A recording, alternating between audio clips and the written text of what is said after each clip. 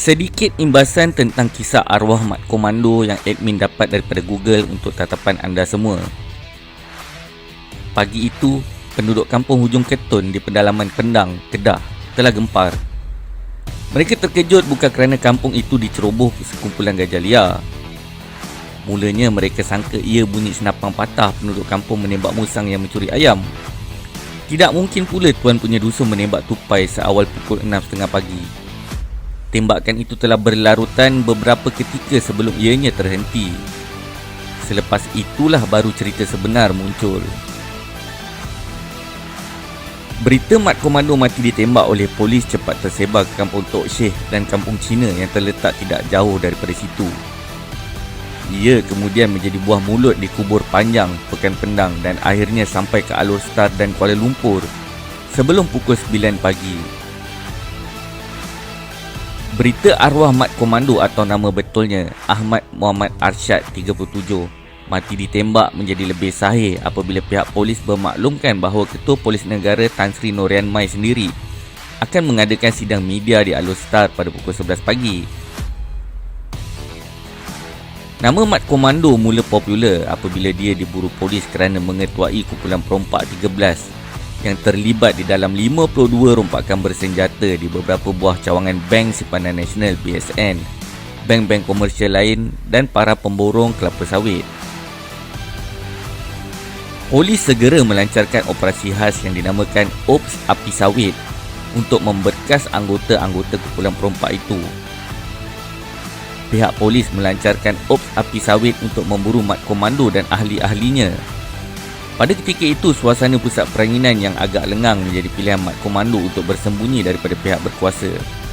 Pada awal Januari, Mat Komando terlepas daripada kepungan polis ketika anggota kumpulan itu pulang daripada bercuti bersama keluarga dan teman di sebuah pusat peranginan di Tasik Pedu. Abang ipar Mat Komando walau bagaimanapun mati ditembak di dalam operasi itu sementara dua lagi rakan mereka ditembak di Bukit Selambau pada hari yang sama. Seorang rakannya bersama teman wanita diberkas ketika berada di dalam bilik hotel peranginan itu. Mat Komando telah berjaya meluluskan diri selepas mendaftar keluar daripada pusat peranginan itu. Walau bagaimanapun Mat Komando telah hilang di dalam hutan simpan Pedu yang bersempadan dengan Thailand. Dia dikatakan sudah biasa dengan kawasan itu kerana pernah terlibat di dalam operasi di situ semasa berkhidmat sebagai anggota komando tentera dahulu. Operasi besar-besaran telah diperhebatkan dengan bantuan unit udara polis, anjing pengesan dan pasukan gerakan AM PGA termasuk pasukan Senoi Perak yang mahir dengan seluk-beluk hutan. Selagi ada air dan terdapat benda bergerak di dalam hutan, anggota komando boleh hidup, kata seorang rakan Mat Komando yang pernah menjadi pegawai tentera di dalam unit komando. Pada ketika operasi giat dijalankan di hutan simpan Pedu, seorang anggota kumpulan itu muncul di pejabat utusan Alor Star untuk menafikan dia bukan lagi buruan polis, walaupun gambarnya masih tertera di dalam carta kumpulan perompak 13. Malangnya, lelaki yang berusia lewat 50-an itu telah ditangkap polis keesokannya setelah gambarnya terpampang di muka depan utusan Malaysia. Dia kini menghadapi tuduhan memiliki dan mengedar harta curi kumpulan 13 dan telah pun dihadapkan ke mahkamah di Selangor. Operasi polis bagi mengesam Mat Komando di hutan Pedu pada awal tahun dihentikan selepas kira-kira 10 hari Mat Komando tidak dapat dikesan. Pada mulanya, polis begitu optimis yang penjenayah licik itu mampu ditumpaskan dalam masa beberapa hari sahaja.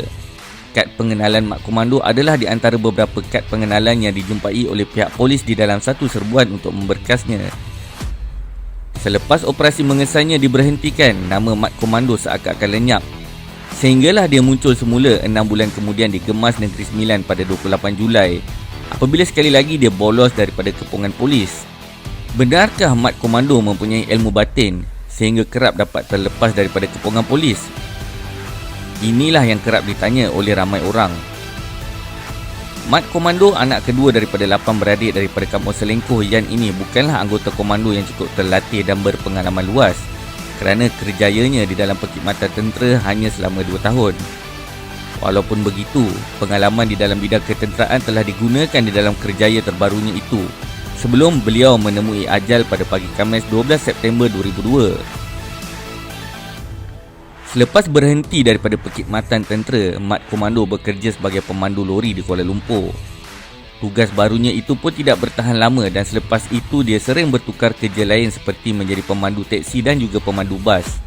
Penglibatannya di dalam kegiatan jenayah dikatakan bermula semasa dia bekerja sebagai pemandu lori.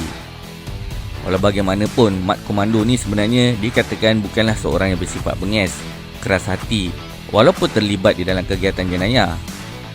Ramai juga rakannya tidak percaya bahawa dia terlibat di dalam perbuatan itu kerana dia jarang bercakap tentang apa yang dilakukannya dan tidak menunjukkan reaksi keras jika tidak menyetujui sesuatu perkara. Kadang-kadang, dia menjadi pendiam, kata seorang saudara terdekatnya ketika ditemui pemberita mingguan Malaysia di Baling.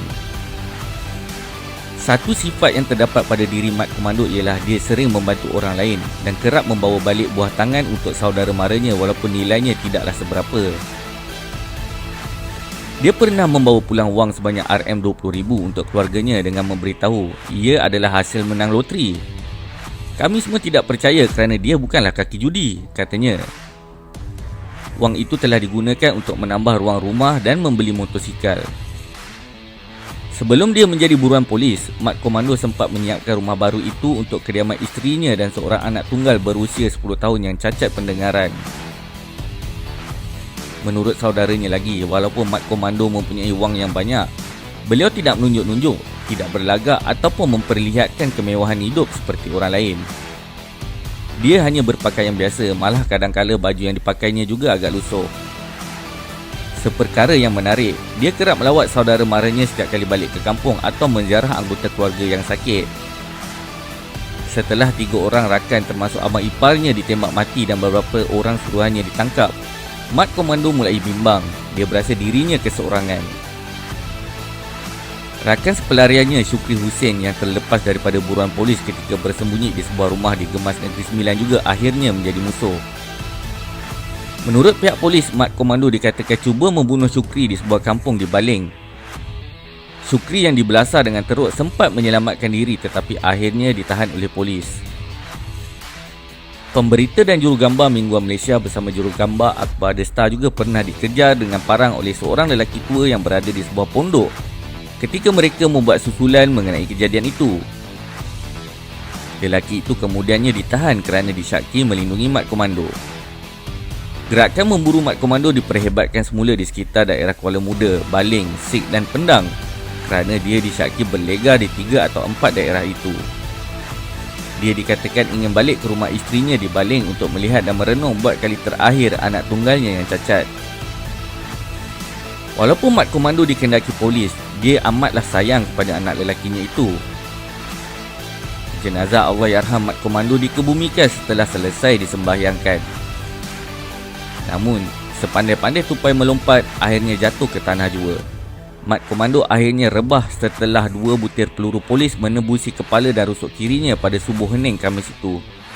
Sebelum kejadian itu, dia dikatakan sempat berpesan kepada isterinya Farida Muhammad Piah supaya menyiapkan kain putih untuknya kerana dia tidak akan menyerah diri sama sekali. Mat Komando meninggal dunia pada pagi hari Khamis kerana prinsipnya itu.